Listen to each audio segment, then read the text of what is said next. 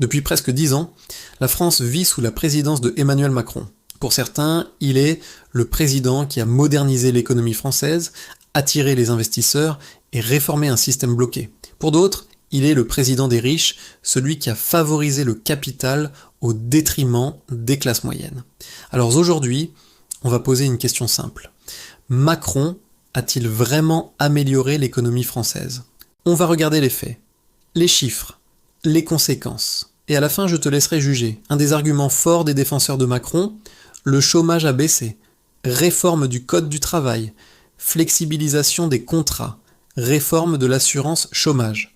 Objectif, rendre le marché plus dynamique. Résultat, le taux de chômage a diminué par rapport aux années précédentes. Mais la vraie question est ailleurs. Est-ce une amélioration structurelle ou une amélioration liée à la conjoncture mondiale post-Covid ? Et surtout, la qualité des emplois créés est-elle au rendez-vous ? Moins de chômage ne veut pas forcément dire plus de stabilité. La dette publique française a fortement augmenté. Crise sanitaire, bouclier énergétique, soutien massif à l'économie. Beaucoup disent « c'était nécessaire ».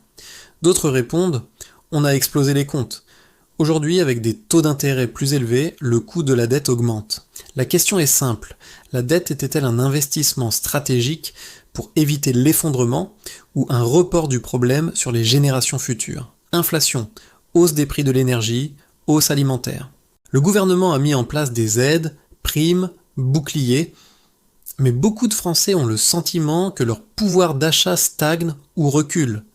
Est-ce un échec national ou un phénomène mondial que la France ne pouvait pas éviter? La perception économique est parfois plus puissante que les chiffres. Suppression partielle de l'ISF sur les actifs financiers. Flat tax, baisse de l'impôt sur les sociétés. Objectif, rendre la France attractive. Et effectivement, les investissements étrangers ont progressé. Les marchés financiers apprécient généralement la stabilité réformatrice, mais la critique revient souvent.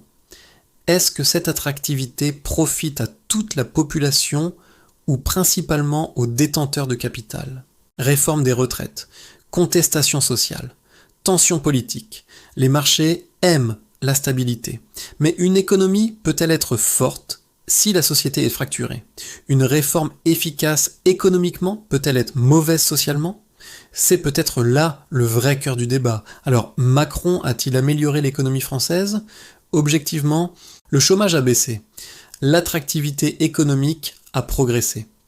Les entreprises ont été favorisées, mais la dette a explosé. Le pouvoir d'achat reste un sujet sensible.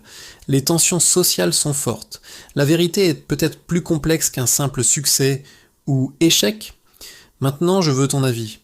Macron est-il un modernisateur nécessaire ou un président qui a creusé les fractures? Dis-moi en commentaire.